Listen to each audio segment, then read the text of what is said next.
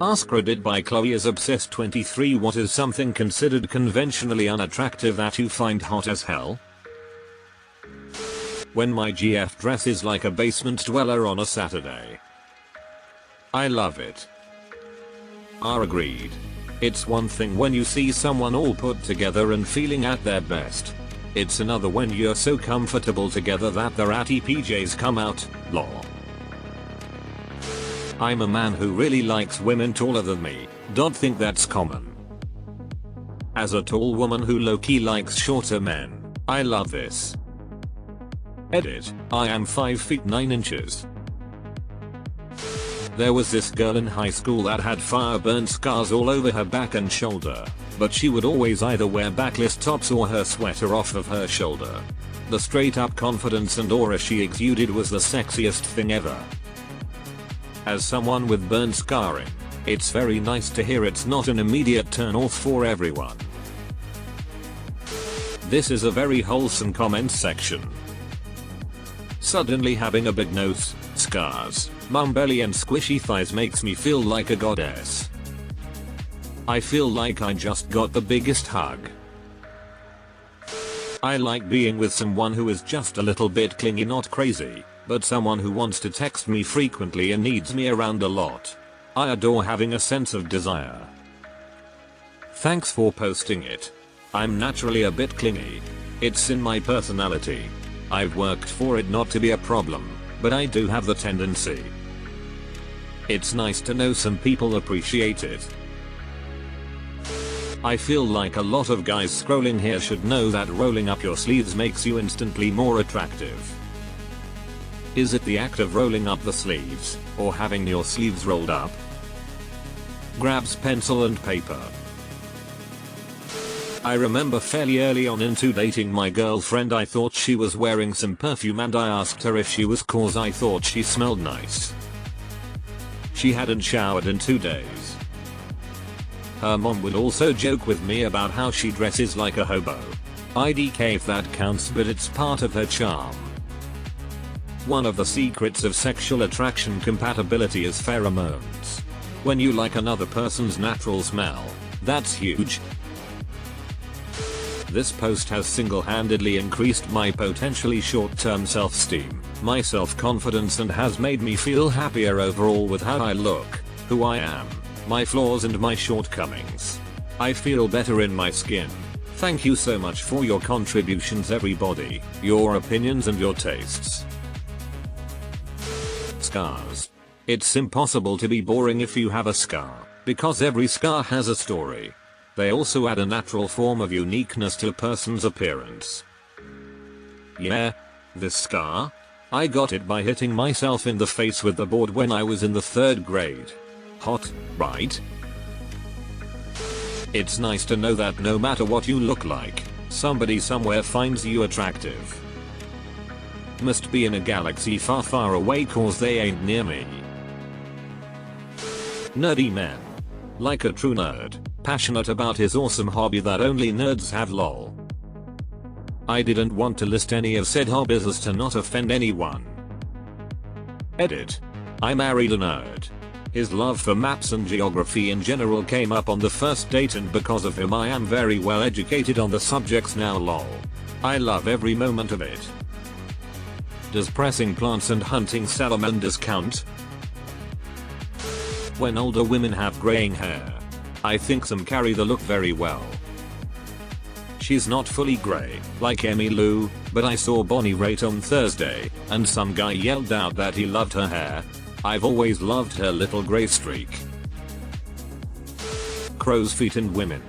They make me weak in the knees. Especially when they smile. I love crow's feet in both men and women. I'm starting to get them myself. I'm in my 30s, and I love it, a sign of lots of smiling. Not conventionally unattractive, just perhaps nobody cares about it. A few years ago I visited the Louvre, and in the Egyptian wing there was some skinny, bald and not really hot dude crouched on the floor, translating hieroglyphics through the display window onto a notebook. I thought that was super hot. You describe just right so that I care. translate hieroglyphics like nobody's watching. It's the confidence, enthusiasm and intellectual curiosity. Love to see it. Shyness, I guess. Everyone always says you need to be confident to be attractive, but IDK never mattered to me. If someone is socially inept, I find them more genuine and relatable. Same. Honestly, I think more people think like you but don't admit it. People who are social outcasts don't fit in. I've never understood the idea of social proof to begin with, honestly. Receiving a lot of attention or having a lot of friends doesn't mean that you're a better person partner. All it means is that you either have good social skills or have something that people want, or at least you act like you have something people want. Much younger me always wanting to be in the cool kids club. Older me is glad I wasn't. People who don't quite fit in and do their own thing stand out a lot to me. I'm drawn to them. I'm attracted to people who can't parallel park. It's like watching a real life game of Tetris. The only time in my life I successfully parallel parked was during my driver's exam. The little pouch on a lady's lower tummy, especially in pencil skirts. You are a gift, a damn gift, and we thank you very very much. Women with a raspy voice. Not like Chainsmoker level of raspy, but if there's a slight raspiness to it, it's hot AF. Edit. No, not vocal fry. There's a difference. Natasha Lunn. Fucked up teeth. Healthy but not straight. A gap. Snaggletooth. Imperfect teeth.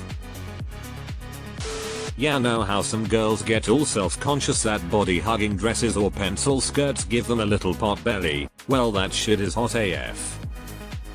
Oh man, as a woman that has never been able to really shed that last little belly, I appreciate this. Live well, my friend. Live well. Not to get too graphic, but I've seen so many women who are self-conscious about this that I have to share. Not only do I find big areolas, nipples and long labias attractive, but I actually prefer them over small ones. I see so many women on Reddit asking if men like these things and saying that they're scared to be intimate with their new romances because of it. It always breaks my heart. Looking unkempt and disheveled. Both on men and women. Like long, messy hair, tired eyes, sweet pants and sports bra, a worn out coat, a scraggly beard and a cigarette like they went through some shit today. There is a fine line between looking like a gross slob and this, I guess, hobo chick or sleepy beauty look, though. Also, I'm totally biased in that it's only when people I already find relatively attractive do it. But it's a look most people seem to disapprove of in general. Yes. I love people who look slightly deranged, like a mad scientist or something. Nerdy looking and acting men who don't think they are attractive. Girl, say goodbye to your inbox.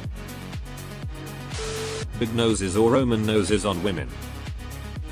As a big-nosed older woman with naturally grey hair, this thread has vastly improved my Saturday.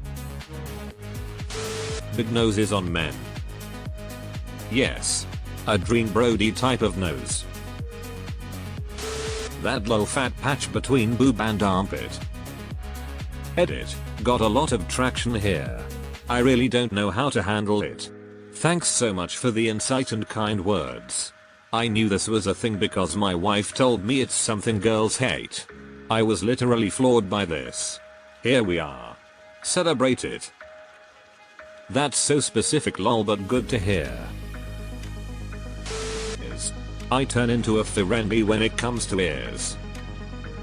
Check out the lobes on this one.